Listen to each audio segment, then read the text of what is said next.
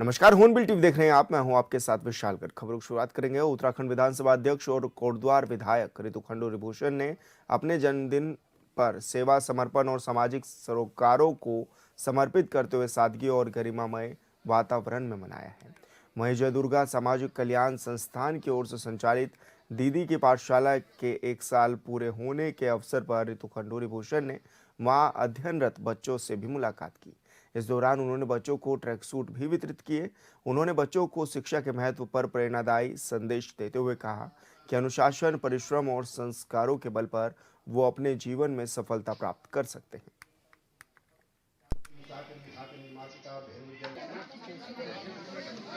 आज आप जैसे देख रहे हैं माँ कृति गौशाला पहुँचे हैं और सुषमा जखमोला जो इतना खूबसूरत यहाँ पर कार्य कर रही हैं। मुझे भी आज अपने जन्मदिन पर अवसर मिला कि मैं गायों के बीच में जो हमारी माता है, गाय माता, उसके बीच में यहाँ पहुँची हूँ। बहुत सुंदर व्यवस्था के साथ सुषमा यहाँ काम करती हैं, आज से नहीं बहुत सालों से करती आ रही हैं। 300 गाय करीबन इस बार देख रही है। मैं उनको बहुत धन्यवाद कोटद्वार वासियों की तरफ से, अपनी तरफ से देती हूँ और आभार व्यक्त करती हूँ कि वो इतनी सारे हमारे जो मूक जानवर हैं उनकी चिंता करती हैं, उनकी देखभाल करती हैं। मैं तो सभी से निवेदन करूँगी एक बार ज़रूर यहाँ पहुँचिए और देखिए कि किस तरह से कार्य हो रहा है और हम किस तरह से और आकृति फाउंडेशन को और सुषमा जखमोला को मदद कर सकते हैं। ज़बरदस्त कार्य है। मैं बहुत सारी शुभकामनाएं और बधाई देती हूँ और सिद्ध बली बाबा से प्रार्थना करती हूँ कि जिस तरह का कार्य सुषमा कर रही है, हम सबको भी प्रेरणा दे वो कि हम भी इस तरह के कार्य करें और उनके लिए पूरी तरह से उनके लिए मदद करें और ये जो कार्य वो कर रही है ये और अच्छा हो और आगे बढ़े। खबर अल्मोड़ा से है, जहां उत्तराखंड लोनिवी मिनिस्ट्रियल एसोसिएशन का जिला स्तरीय अधिवेशन आयोजित किया गया, जिसमें जिले भर के कर्मचारियों ने प्रतिभाग भी किया। इस दौरान जिले के पदाधिकारी चुनने के लिए चुनाव भी कराया गया, जिसमें जिला अध्यक्ष नवल पंत और जिला महामंत्री रिहान अंसारी निर्वाचित हुए हैं। वहीं मीडिया से बातचीत करते हुए दोनों ने कर्मचारियों ने कि हर समस्या में उनके साथ खड़े रहने और उनके समस्याओं के निदान कराने की भी बात कही है। धन्यवाद पांडे जी। को हमने मुख्य प्रशासनिक भी ऐसे देखे हैं। जैसा कि आप लोग जानते हैं कि आज उत्तरांचल लोक निर्माण विभाग मिनिस्ट्रियल एसोसिएशन का 10वां अधिवेशन था। उसमें आप सभी सदस्यों द्वारा मेरे को चुना गया है, जिसका मैं उन सबका आभार व्यक्त करता हूं और मैं आगे के जितने भी कर्मचारी हित में जो भी कार्य होंगे जिले से लेकर प्रांत तक उसको पहुंचाऊंगा और उन सभी कार्यों का उनका निर्वहन कराऊंगा। इसके लिए मैं जितने भी हमारे कर्मचारी अधिकारी हैं, सबका धन्यवाद करता हूँ। धन्यवाद। आज हमारा उत्तरांचल मिनिस्ट्रियल फेडरेशन का द्विवार्षिक अधिवेशन था, जिसमें क्या नाम कहते हैं मेरे को 2 वोटों से विजय प्राप्त हुई है, जिस हेतु मैं अपने समस्त कर्मचारियों, अधिकारियों और सबका आभार व्यक्त करता हूं। और आने वाले समय में मैं अपने समस्त अधिकारी कर्मचारियों को आश्वासन देता हूं कि उनकी समस्त समस्याओं का समाधान हेतु मैं पूर्ण रूप से सार्थक प्रयास करूंगा।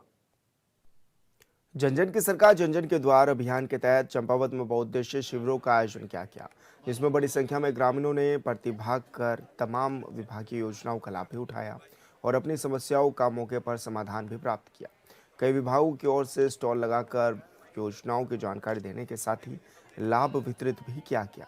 साथ ही 109 विभिन्न प्रकार के प्रमाण पत्र भी बनाए गए, जिसमें यूसीसी और आधार पंजीकरण से संबंधित 30 मामलों पर कार्रवाई कर लाभ प्रदान किया गया। इसी क्रम में विकासखंड पार्टी के न्याय पंचायत कमलेख के राजकीय प्राथमिक विद्यालय पोखरी में भी आयोजित शिविर में 599 लोगों ने प्रतिभाग किया।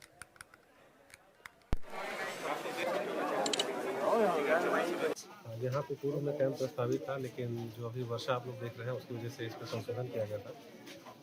कुल दोनों जगहों पर अगर हम बात करें, यहाँ पे हमारे एक बाराकोट में और आज हमने दूसरा जो है पार्टी ब्लॉक में हमारे 2 कैंप लगे थे। इन दोनों कैंप में यहाँ जनसंख्या जो यहाँ जनमानस है उनका व्यापक रुझान रहा। इन कैंपों के माध्यम से विभिन्न योजनाओं, जिसमें 24 विभागों के जो स्टॉल्स थे, कैंप्स थे, वो लगे और सभी विभागों ने इसमें लाभ लिया। प्रमाण पत्र भी बनाए गए। कई विषय ये भी आए कि उनके आवास जो है, नागरिकों के आवास जो है टूटे हुए हैं, उन पर भी त्वरित कार्रवाई जांच के लिए कहा गया है। साथ ही पेयजल, सड़क जो मांग है वो भी इस पर रखा गया। 2 विद्यालयों को भी देखा गया है। ये दोनों विद्यालय अभी मुझे यहाँ जैसे बताया गया कि यहाँ के विद्यालय से बच्चे नवोदय में भी सेलेक्ट होते हैं, तो लाइब्रेरी की मांग भी दोनों जगह पे की गई है। पूरन सिंह रावत है, मैं ग्राम इंद्रपुरी जिला का रहने वाला हूँ। मेरे को उद्यान विभाग से ये दवाई मिली, और ये गोभी सब्जियों के लिए और फूलों के लिए अच्छी दवाई बता रहे हैं। ये शिविर हमेशा लगना चाहिए ऐसे ही। धामी सरकार और डीएम साहब का बहुत बहुत आभार है। खंड के इंद्रपुरी ग्राम सभा में आज बहुउद्देशीय शिविर जन जन की सरकार जन जन के द्वार के तहत यहाँ पर शिविर का आयोजन किया गया है। यहाँ पर दूरस्थ क्षेत्र से आए हुए लोगों को शिविर में विशेष जो सुविधाएं मिल रही हैं, श्रम कार्ड से संबंधित, कृषि विभाग से संबंधित, उद्योग विभाग से संबंधित, सौर ऊर्जा से संबंधित और स्वास्थ्य से रिलेटेड लगभग इसमें 30 विभाग यहाँ पर सुविधाओं का जो है हमारे क्षेत्र की जनता उसका लाभ उठा रही है। और यहाँ पर जिलाधिकारी महोदय का पहुँचना वास्तव में क्षेत्र के लिए बड़ी सौभाग्य की बात है।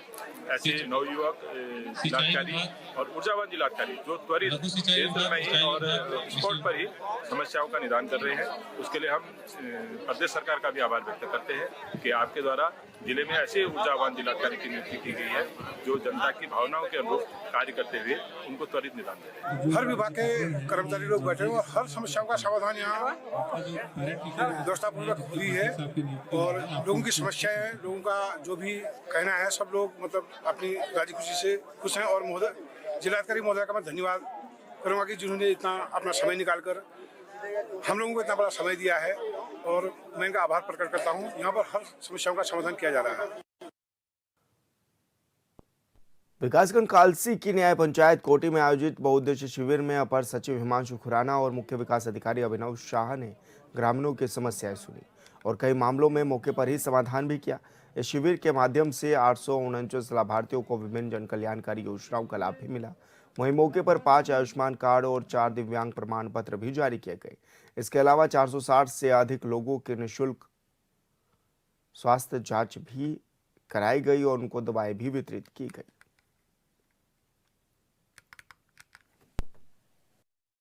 मेरा नाम राशि है जी, और इस लक्ष्मी मिली और ये बैंक वाला आपके धन्यवाद। राजेंद्र सिंह नेगी ग्राम कोटी में इस शिविर में आया था और मेरे को यहाँ कृषि विभाग द्वारा कृषि कटन मिला है, और इसके लिए मैं कृषि विभाग का और उत्तराखंड सरकार का माननीय मुख्यमंत्री जी का दिल से धन्यवाद और आभार। हरिद्वार में सरकारी संपत्तियों पर लगाए जा रहे अवैध विज्ञापन स्वच्छ भारत अभियान की खुलेआम धज्जियां उड़ाई जा रही हैं। हाईवे, प्रमुख चौराहे, पुलों और सार्वजनिक दीवारों पर कमर्शियल विज्ञापनों के साथ साथ गुप्त रोगों के इलाज से जुड़े भ्रामक इश्तेहार शहर की सुंदरता और छवि को नुकसान पहुंचा रहे हैं। बिना अनुमति दीवारों को पोतकर विज्ञापन लिखने वालों पर अब प्रशासन सख्त रुख अपनाने की तैयारी में है। हरिद्वार को स्वच्छ और सुंदर बनाए रखने के लिए जिला प्रशासन लगातार अभियान भी चला रहा है।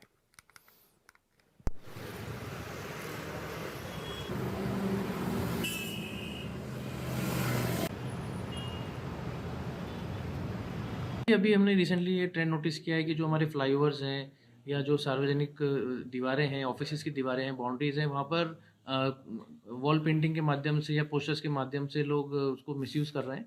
इसमें एनएच को और सभी विभागों को भी डायरेक्शन दिए गए हैं कि उसमें विधिक कार्रवाई भी करें, और जो लोग डिफेसमेंट कर रहे हैं पब्लिक प्रॉपर्टी का, उस पर लीगल एक्शन लेकर जुर्माना करें, यानी जो भी विधिक कार्रवाई हो सकती है उसको सख्त करें। देवभूमि उत्तराखंड ने एक बार फिर खेल जगत में अपना परचम लहराया है। शूटिंग बॉल विश्व कप के लिए भारतीय टीम में रुड़की के 2 होनहार खिलाड़ियों का चयन हुआ है, जिससे पूरे प्रदेश में खुशी की लहर दौड़ पड़ी है। रुड़की क्षेत्र के ग्राम बेल्डी गांव सूरज चौधरी और ग्राम शेरपुर खेलमऊ निवासी नवनीत कुमार का चयन भारतीय टीम में किया गया है। इन दोनों खिलाड़ियों का चयन 44वीं सीनियर शूटिंग बॉल राष्ट्रीय प्रतियोगिता के दौरान चयन समिति की ओर से किया गया है। 1 से 3 फरवरी तक जवाहरलाल नेहरू स्टेडियम नई दिल्ली में आयोजित दूसरे शूटिंग बॉल विश्व कप में 15 देशों के खिलाड़ी हिस्सा लेंगे। यह प्रतियोगिता shooting ball federation of India द्वारा एशियन और इंटरनेशनल शूटिंग बॉल फेडरेशन के बैनर तले आयोजित की जा रही है।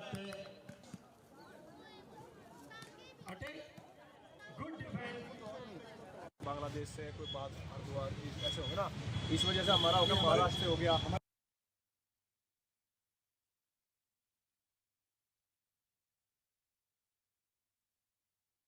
हमारी अभी 44वीं जो नेशनल चैंपियनशिप है, हम लोग उसमें खेलने के लिए गए थे। मैं लगातार 6 साल से जो है प्रैक्टिस कर रहा हूँ और लगातार सीनियर नेशनल में जा रहा हूँ। तो हमारे यहाँ से एक नवनीत जी हैं जो कि शेरपुर नारसन ब्लॉक में पढ़ते हैं, वहाँ से नवनीत जी का सिलेक्शन हुआ है, एक मेरा सिलेक्शन हुआ है और बाकी और अदर स्टेट से जो है सिलेक्शन हुए। पूरे 12 जो खिलाड़ी हैं वो चयन हुए इसमें अलग अलग स्टेट के। यहाँ से पूरी भारत सरकार की तरफ से पूरी जो मदद है वो पूरी मदद मिल रही है और इसमें काफ़ी टीमें आ रही हैं अभी, जैसे कनाडा वगैरह 15 देश इसमें प्रतिभाग कर रहे हैं।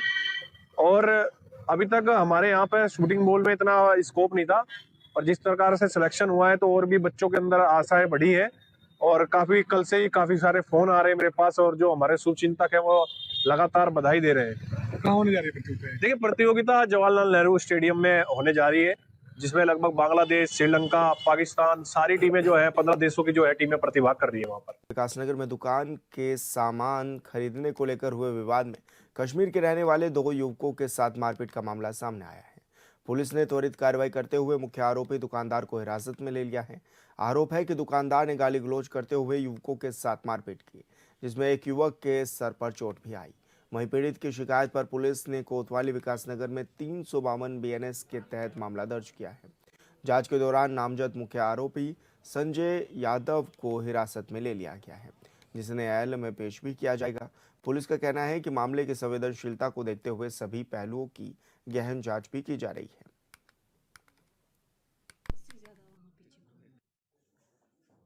मैंने 2 बार आवाज़ दी, अंकल जी। उसने सुना नहीं उस टाइम। मैंने भाई को बोला ये नहीं सुन रहे, चलो अगली दुकान से ले लेंगे हम कुछ। तब तक उसने पता नहीं क्या हुआ, वो आया बाहर, हम गठली उठाने लगे, वो आया बाहर। उसने बोला तुम क्या ये बातें कर रहे हो? मैंने बोला कुछ नहीं, आपने सुना नहीं, मैं आगे से कुछ ले लेंगे। नहीं तुम मुझे गालियाँ दे रहे थे, ऐसे बोल रहा था वो रॉड लेके आया, उसको छोड़ा वरना अब बोल रहा है इसको छोड़ो वरना मैं तुझे मार दूंगा, जान से मार दूंगा। अब वो जिसने यहाँ से पकड़ा था वो बोल रहा है तुम ये मुसलमान है, एक को यहीं पे ख़त्म करो, दूसरे को देख लेंगे। वहाँ से उठाया, उसको छोड़ा, जैसे ही वो अंदर गया डंडा लाया इतना मोटा। और एक ने मुझे साइड में पकड़ के बोला तुम साइड में रहो, ये साइड में रहो, वो बोल रहे हैं। मैं साइड में खड़ा हुआ, उससे बाद में पीछे देख रहा था। उसने आके पहले मुझे यहाँ पे डंडा मारा रॉड के साथ, दूसरा यहाँ पे 3-4 टास लगाए, मैं वहीं पे बेहोश हो गया। उसके बाद मुझे नहीं पता। शुक्रिया सरकार का भी बहुत बहुत शुक्रिया, प्रशासन का भी बहुत बहुत शुक्रिया और यहाँ के लोगों का भी बहुत बहुत शुक्रिया। हमारे बाप दादा ये काम करते आए, कपड़े का काम है। यहाँ हमारी गठरी में कोई बम नहीं होता है, कोई और कुछ ऐसा चीज़ नहीं होती है। हम कपड़ा बेचते आए, हमारे बाप दादा ये काम करते आए, हम करते रहेंगे। ये हिंदुस्तान है, हम हिंदुस्तानी हैं। अगर हमारा कश्मीर अटूट अंग है, अगर हमारे कश्मीर को यहाँ के लोग कहते हैं कि कश्मीर हमारा है, फिर हम कश्मीरी भी इनके हैं, फिर हमारे साथ ऐसा नहीं होना चाहिए।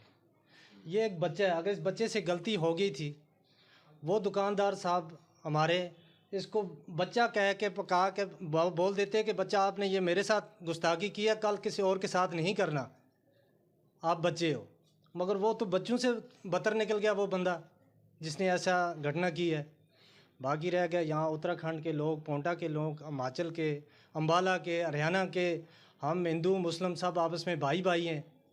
हम तो ये कुछ देखना नहीं चाहते थे, हम तो ये कह रहे हैं कि हम हिंदुस्तानी हैं।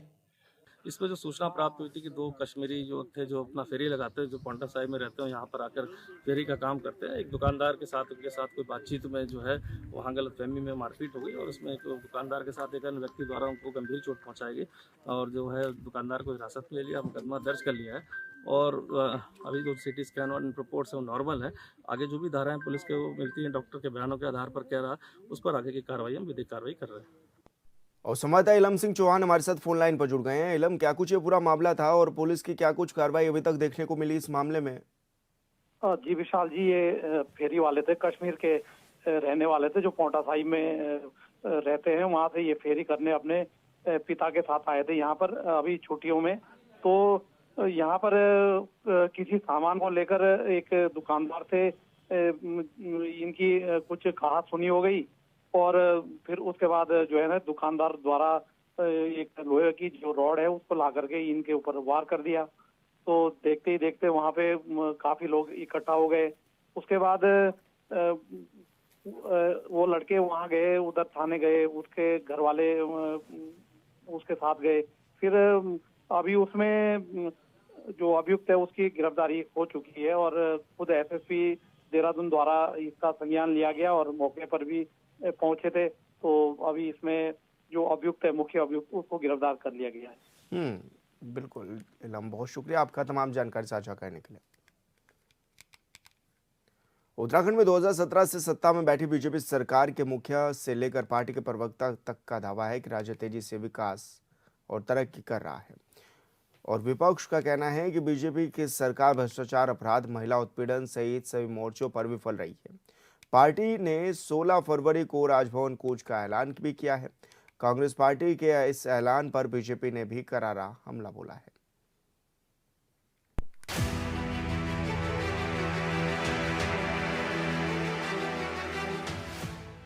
उत्तराखंड कांग्रेस ने बीजेपी की सरकार पर भ्रष्टाचार, महिला उत्पीड़न, अवैध खनन, भूमाफिया संरक्षण और कानून व्यवस्था की विफलता के गंभीर आरोप लगाए हैं। कांग्रेस नेताओं ने ऐलान किया है कि प्रदेश भर में जन जागरण अभियान चलाया जाएगा और 16 फरवरी को राजभवन का घेराव किया जाएगा। जिस प्रकार से भारतीय जनता पार्टी की सरकार ने इस प्रदेश में भ्रष्टाचार के रिकॉर्ड बना दिए हैं और मुझे कहने में बिल्कुल संकोच नहीं है कि हम इस बात से चिंतित हैं कि भारतीय जनता पार्टी के कृत्यों का ये कृत्य कहीं प्रदेश में परंपरा न बन जाए, इसको किस प्रकार से रोका जाए, इस पर हम लोग मंथन कर रहे हैं। आप सब जानते हैं कि प्रदेश में महिला सुरक्षा का क्या हाल है। प्रदेश अध्यक्ष कांग्रेस गणेश गोदियाल ने कहा कि पिछले 2 दिन दिल्ली में हाईकमान के साथ उत्तराखंड की स्थिति को लेकर गंभीर चर्चा हुई है। प्रदेश में भ्रष्टाचार, महिला उत्पीड़न, संसाधनों की लूट और सरकारी नाकामी ने चिंता बढ़ा दी है। अंकिता भंडारी मामले में सरकार की भूमिका आज तक स्पष्ट नहीं हुई है। जांच को लेकर कोई ठोस जानकारी सार्वजनिक नहीं की। भाजपा सरकार नैतिक अधिकार खो चुकी है और जनता आने वाले चुनाव में इसका जवाब देगी। इस प्रदेश की सरकार को, भारतीय जनता पार्टी की सरकार को सत्ता में बने रहने का कोई अधिकार नहीं। ये तत्काल सत्ता खाली करें, ये तत्काल अपनी कुर्सियां छोड़ें और वैसे भी अगर ये नहीं छोड़ते हैं तो बहुत निकट समय में इस प्रदेश में चुनाव आने वाले हैं। इस प्रदेश की जनता इनको उखाड़ फेंकेगी। इसी प्रकार उधम सिंह नगर का मामला कितनी बेशर्मी है कि अभी तक उस एसएसपी को हटाया नहीं गया और क्या इस बात को आम आदमी नहीं समझ रहा है कि जब तक वो व्यक्ति एसएसपी की कुर्सी पर है तब तक वो व्यक्ति जांच को प्रभावित क्या नहीं करेंगे। तो ये तमाम मुद्दे हैं जिन पर हमारी चर्चा हुई, अनेक मुद्दे हैं जिन पर चर्चा हुई। कांग्रेस नेताओं का कहना है कि इन मुद्दों को मजबूती से जनता के सामने उजागर किया जाएगा। नेता प्रतिपक्ष यशपाल आर्य ने कहा कि भाजपा सरकार हर मोर्चे पर विफल साबित हुई है। हर विभाग में भ्रष्टाचार आम बात बन चुका है। अपराधियों और माफियाओं को सरकार का संरक्षण मिल रहा है। शराब माफिया, खनन माफिया और भू माफिया खुलेआम काम कर रहे हैं। जिला विकास प्राधिकरण आम आदमी को परेशान कर रहा है। कानून व्यवस्था पूरी तरह चरमरा चुकी है और प्रदेश में जंगल राज जैसे हालात बन गए हैं। भ्रष्टाचार के मामले में सरकार ने सारे रिकॉर्ड ध्वस्त कर दिए हैं। चरम सीमा पर हर विभाग में एक हम फेरिस्त सूचीबद्ध करें, हर विभाग में भ्रष्टाचार आम बात हो गई है और पूरे प्रदेश में अपराधियों का और सरकारी मशीनरी का गठजोड़ दिखाई दे रहा है। उन मुद्दों को लेकर हम जनता के बीच में जन जागरण अभियान शुरू करेंगे और भारतीय जनता पार्टी की चेहरे की जो भारतीय जनता पार्टी को चेहरा है उसको बेनकाब भी करेंगे और इनकी जो असलियत है उसको जनता के सामने लाने का काम करेंगे। इधर पार्टी के विधायक प्रीतम सिंह ने कहा कि प्रदेश में कानून व्यवस्था पूरी तरह ध्वस्त है। किसान, युवा और महिलाएं सड़कों पर संघर्ष कर रहे हैं। भाजपा के ही विधायक सरकार की कार्यशैली पर सवाल उठा रहे हैं। ऐसे हालात में कांग्रेस ने फैसला लिया है कि 16 फरवरी को राजभवन का घेराव कर सरकार को चेताया जाएगा। अगर सरकार नहीं सुधरी तो आंदोलन और तेज किया जाएगा। एक नहीं न जाने कितने भाजपा के विधायक सरकार पर निशाना साधने का काम कर रहे हैं। तो आप अंदाजा लगा सकते हैं कि प्रदेश के अंदर कैसी सरकार संचालित हो रही है या कैसी सरकार चल रही है। आप देख लीजिए, कानून व्यवस्था पूरी तरीके से ध्वस्त है। उत्तराखंड राज्य के अंदर महिलाओं पर जो अपराध हो रहे हैं उन अपराधों में भारतीय जनता पार्टी के नेता संलिप्त हैं। नौजवान सड़कों पर संघर्ष करने का काम कर रहा है, किसान सड़कों पर संघर्ष करने का काम कर रहा है, महंगाई अपने चरम पर है और हमने निर्णय लिया है कि हम 16 फरवरी को राज्यपाल आवास का घेराव करने का काम करेंगे, सरकार को चेताने का काम करेंगे। प्रदेश कांग्रेस चुनाव प्रबंधन समिति के अध्यक्ष हरक सिंह रावत ने कहा कि प्रदेश के ज्वलंत मुद्दों को लेकर कांग्रेस अगले 3 महीनों तक जन जागरण अभियान चलाएगी। हर विधानसभा में रैलियां, धरना प्रदर्शन होंगे। महिला उत्पीड़न, बेरोजगारी, खनन, आबकारी भ्रष्टाचार, भूमाफिया और वन्यजीव आतंक जैसे मुद्दों को जनता के बीच ले जाया जाएगा। सरकार को जनता की ताकत से जवाब दिया जाएगा। भाजपा ने इस प्रदेश को इतनी गर्द में पहुंचा दिया है कि हम इनके कुकर्मों को, इनके जो अनियोजित विकास है, इनका अनियोजित है, रोजगार का मुद्दा है, अग्निवीर का मुद्दा है, तमाम ऐसे मुद्दे हैं, महिला सुरक्षा का मुद्दा है कि अगले 1 साल हम इन मुद्दों पे हम सड़कों पे लड़ते रहेंगे। प्रेस कॉन्फ्रेंस के दौरान आज सभी शीर्ष नेताओं के हाव भाव बदले नजर आए।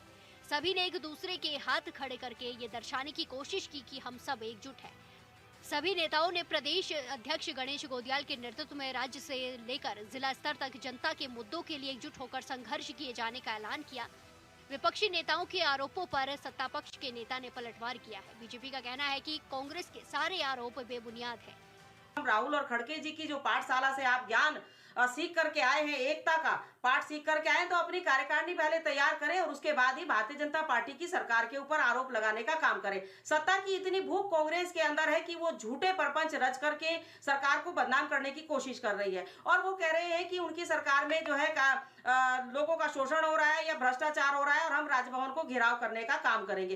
कहीं ना कहीं पुष्कर सिंह धामी जी ने उन समस्याओं का समाधान करने का काम किया है। चाहे सुखवंत जी की बात करूं, चाहे अंकिता बहन की मैं बात करूं, जो भी शोषण करता है वो जेल की सलाखों के पीछे होते हैं और कानूनी प्रक्रिया के तहत उनको सजा मिलने का काम होता है। और भ्रष्टाचार की मैं बात करूं तो 0 टॉलरेंस पर चल रही है पुष्कर सिंह धामी जी की सरकार। वो चाहे बड़ा अधिकारी हो चाहे छोटा अधिकारी हो, क्योंकि जीता जागता उदाहरण अभी है। एक डीआईजी को जिस तरीके से निलंबित करने का काम पुष्कर सिंह धामी जी की सरकार ने किया, वो कांग्रेस कभी नहीं कर सकती थी।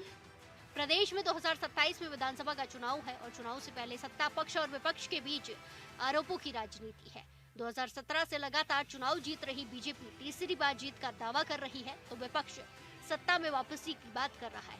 विपक्ष के आरोपों में कितना दम है ये तो जनता तय करेगी, लेकिन ये साफ है कि महिला अपराध चुनावी मुद्दा तय है। Bureau report, hornbill TV.